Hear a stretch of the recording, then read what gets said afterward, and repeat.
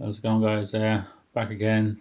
Um, just thinking about rules. What rules I would use for my Napoleonic campaign? Obviously, I'm going to use the William Sylvester Field Guide for Wargaming Without an Opponent. The solo wargaming campaign.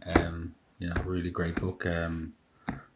Really lots of fantastic stuff in there. But actually, for not a war games rule set, more for running a campaign. So I was looking at. I already had this book. I got it a while ago.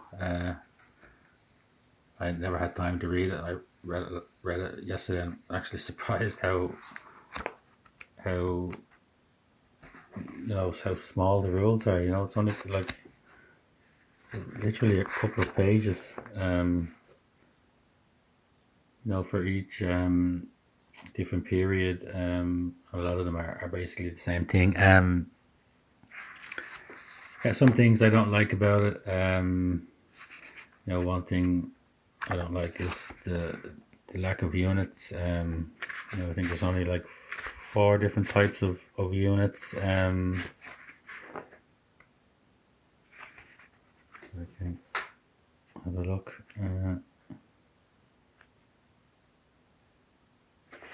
I think there's just like infantry, cavalry, and then there's skirmishing infantry, and there's like artillery. I do like the rules there. They're very very quick. The lack of different types of units kind of would limit the tactics of the game. Then I was looking at like 2x2 Napoleonics, which is a really good free rule set as well. But I have some problems with that as well. Most thing is this being pinned and being disrupted.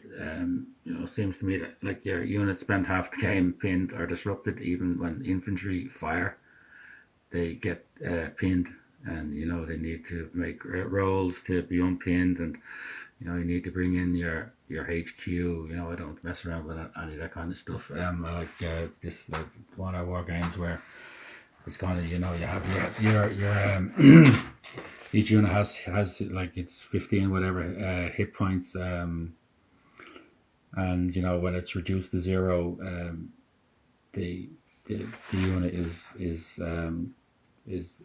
considered ineffective, whether it's broken and it runs away, or it surrenders, or it's completely destroyed. Whatever, it's just removed from the table when it reduces down. So it's always ineffective. It can have like one hit point, and it can still be an effective unit. Rather in this, you're messing around with that kind of stuff of, you spend half the game where units can't do anything. I'm not really a fan of that. One thing I did like about this one is the different types of units in the 2x2 Napoleonic. So I kind of converted some of them and to use in 1 hour war games. So I had the line infantry, which will be the meat and potatoes of your army. So they do like 1d6 damage when they fire. They can move 6 inches. They have a shoot range of 12 inches. The hit points. I changed that. I don't like the term hit points. It sounds like an RPG or a video game, so I just change it to resolve. And hit point sounds like the unit is destroyed when it reaches zero, but it's not actually. It's just the resolve is its will to continue to fight. Um, yeah, and then I added in the grenadiers, which they do 1d6, same as the line infantry. They move same as line infantry, but they have like a stronger resolve. They have 18 because obviously they're the elite. The better training, and there's probably more of them in the unit, and they're more politically motivated. The skirmishers, they can move through woods. Other units can move through them, and they can move through other units. Like all the other units, they block each other. You know, they don't do so much damage. They do like 1d6 -2 damage, but they move like the extra 2 inches. You know, they're pretty fast moving. Same musket, 12 inches. You know, they have a resolve of 15, same as the line infantry. So the dragoons, which are your light infantry, so they do the 1d6 -2 damage. You know, they're firing from horseback, so they're, you know, they have to basically get off the horse to reload. So you know, they have the -2 for that. You know, they move their light cavalry, so they can move to 12 inches. You know, they have the same range with the musket range of 12 inches. Resolve 15. The I spent Cuirassiers. Cuirassiers, yeah. No, the damage. They don't do any range damage. You know, they don't have guns. You know, they're heavy cavalry, so they're a bit slower than the dragoons. So they only move to 10 inches. You know, their range not available either. You know, but they have a resolve of 18. You know, these are wearing big heavy iron breastplates and helmets, so they're pretty well armored, and they're an elite unit, so they have a bit the extra 3 points in resolve. You know, they can also charge, and also the dragoons can charge. The dragoons, they just do the 1d6 in the charge in the melee, but the Cuirassiers, they do 1d6 +2. Also, yeah, in the 1 hour war games, infantry can't charge, which I found was a bit strange. I know in Napoleonic battles, you know, charging infantry into melee was pretty rare. You know, but it doesn't say it didn't happen.